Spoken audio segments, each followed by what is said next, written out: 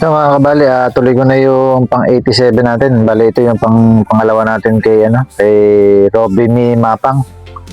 Bali sabi niya dito may nasunog sa loob. Sir, ikaw na bahala. At pa-upgrade na lang at palakasan ng tunog. Salamat. Yan, bali may nasunog daw sa loob to. Tanggalin ko muna yung top cover natin.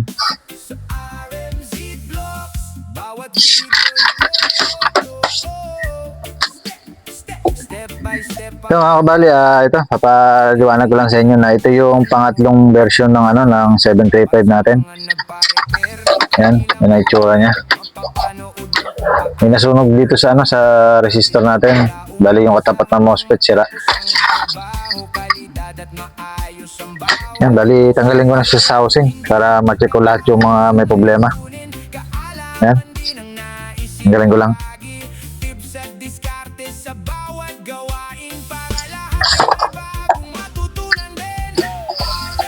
Ito mga kabali, isa lang yung nakuha nating sira na MOSFET, yung may sunog na resistor nga. Yan, bali palitan ko lang to, tapos testing natin kung andar na. Kapitan ko lang ng ng bago.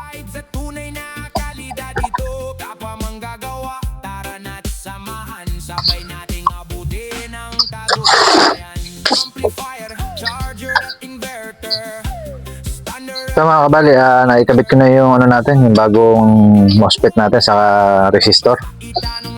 Testing natin kung wala na ibang problema. Direct na natin, na natin sa battery. Doon na natin testingin. Dali sa test valve lang muna tayo. Ito ko na. Wala siyang tunog. Yan, wala siyang tunog pero may ilaw. Pero mas maganda, tanggalin ko muna isang output natin. Tingnan natin kung mawawala yung ilaw niya. Tawan ko na. Hindi na wala. Alamang nito baka may problema ito sa sa diode. Baka shorted yung diode nito. Yan, bali magte-test muna ako ng diode. Titingnan natin kung shorted.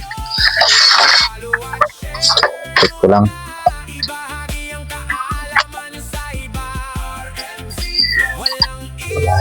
Tunog.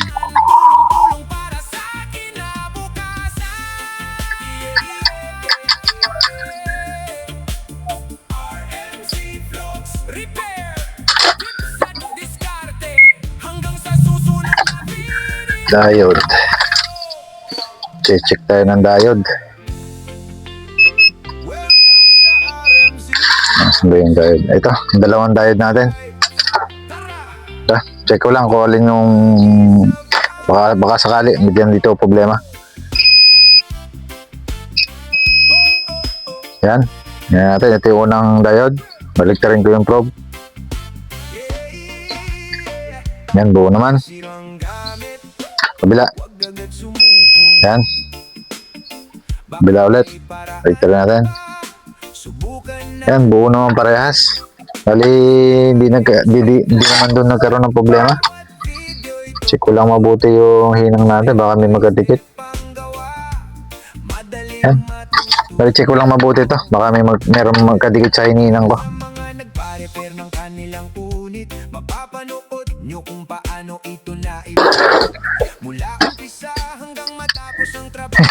Bali, ito mga kabali, natatawa ako dito. Chinek ko nang di ko sinilip yung niya. Sign ng ating diode. Magkapareha sila ng papunta rito sa may capacitor.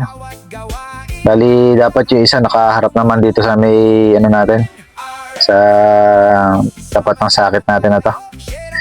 Nakita natin yung sign, ayan. Dapat magkaiba sila. Ayan. Bali isa niya mali. Tatanggalin ko muna parehas para makita natin yung sign. Tanggalin ko lang.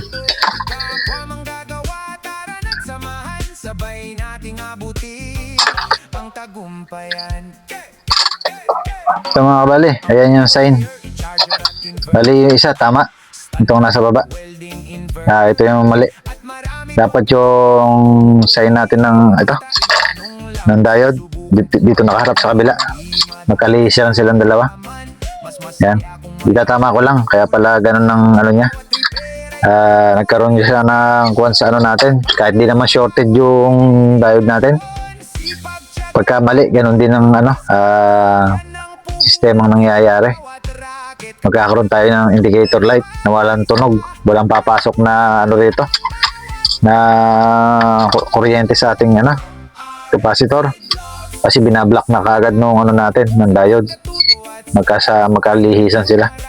Yan, bali tatama ko lang yung diode, tapos testing ulit tayo.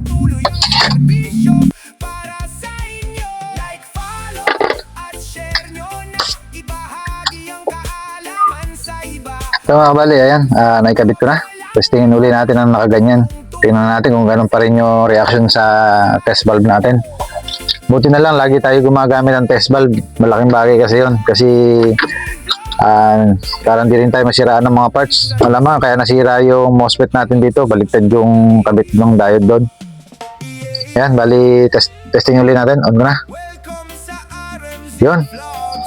Bali umilaw, nawala. Pero nakakabit naman yung ano natin. Output. Bali may problema naman sa output natin ngayon.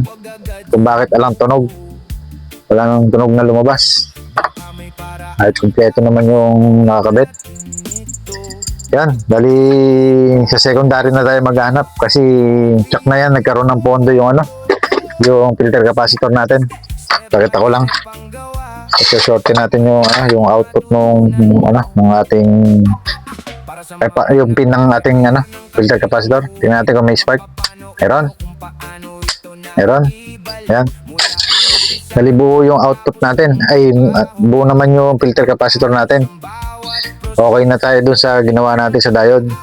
Bali dito sa gawing output tayo may problema.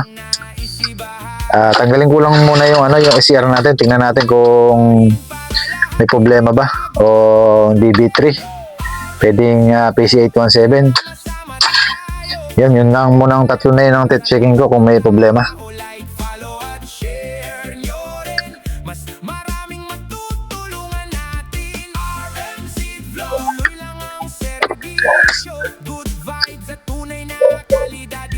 So mga kabali, ayan, napalitan ko na yung ano natin, DB3. Ayan.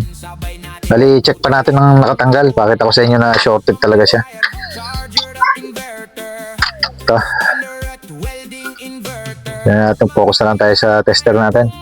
Ito, lagay ko na yung ano, probe natin sa ano, DB3. Ayan, pumapalo talaga siya. Sira. Yan natin babalik ta rin. Bali, rin, nakalagay na yung ano natin sa test valve. Isang try ulit. Tingnan natin kung tutunog na. Yan, nagkaroon siya ng reaction. Nagpapatay sindi. May tunog yung inverter natin. Yan, bali, direct ko na.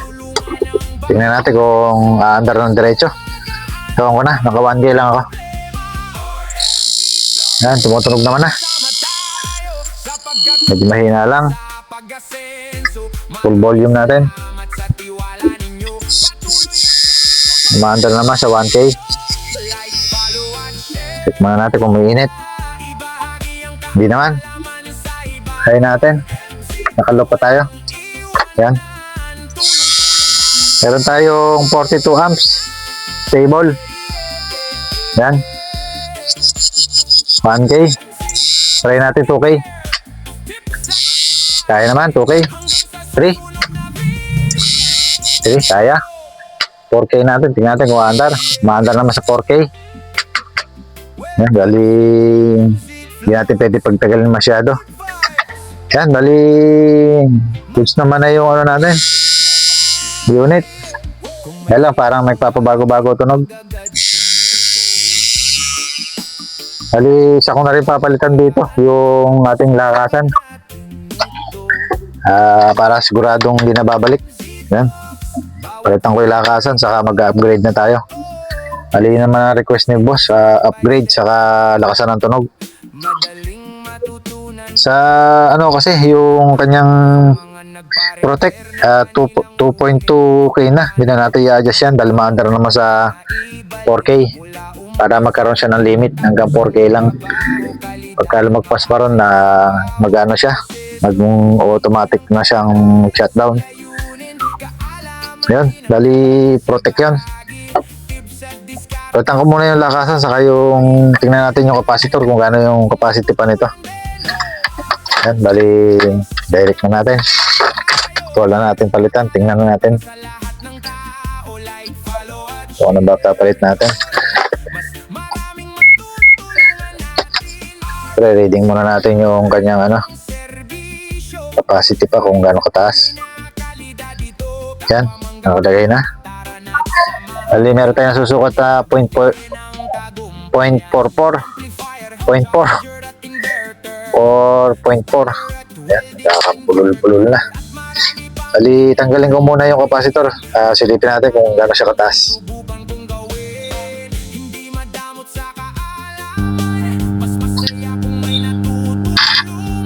So mga kabali, ito yung capacitor na nakakamit, 2.25 o madaling sabi 225J 630 volts. Bali, upgrade ang gagawin natin dito. Palitan natin ang dalawang 3UF to. Yan, yung kain natin. Bali, palitan ko lang siya. Yan, gawin ko na. Saka yung lakasan na yan, palitan na rin natin. Palitan ko lang. So mga kabali, hindi na natin na-videoan yung mga ginawa natin dito.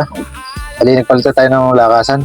Nagpalit tayo ng capacitor, dalawang 3. Naglagay na rin tayo ng papalakas ng tunog natin. May binago tayo dito sa frequency natin na resistor. 1.8 ang makakabit dito, M. Bali, ginawa lang natin 1.5 M. Binaba natin para mapalabas natin yung niya, mas malakas na voltage, ampere. Bali, ito, testing natin kung working. Test valve lang muna. Yan, magkanog naman. Direct ko na. Full volume ko na. Wag muna, i-low muna natin. At din sa switch sa high and low. Ayan mga tar, 1K.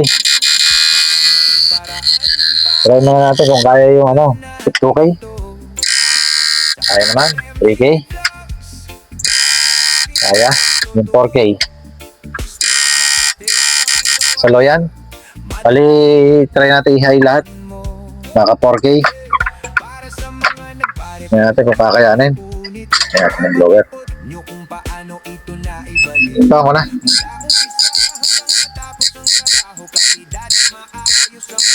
Ayan, maandan. Medyo nagpo-protect lang siya. Pero hindi na natin yan, babaguhin. Hayaan natin siya nagpo-protect hanggang 4K.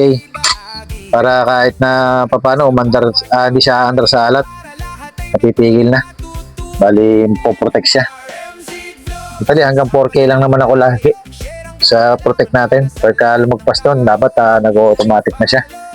Nag-auto shutdown na yung PWM natin. Yan, maramdaman natin sa pindot, ayaw mandar. Bawasan natin ng 1K, andar yan. Yan. Kaya. Ito mga kabali, tingnan natin yung niya ngayon. Amperahe. Full volume tayo. Makita natin kung gaano ba siya taas. Bali, naka 1K na lang tayo ngayon. Ito muna. Ayan, meron tayong 51, 52 ampere. Ayan. So, Susan na 735 na third model. Hanggang dito na lang. Ito yung mga pinagpalitan natin. Ayan, okay na.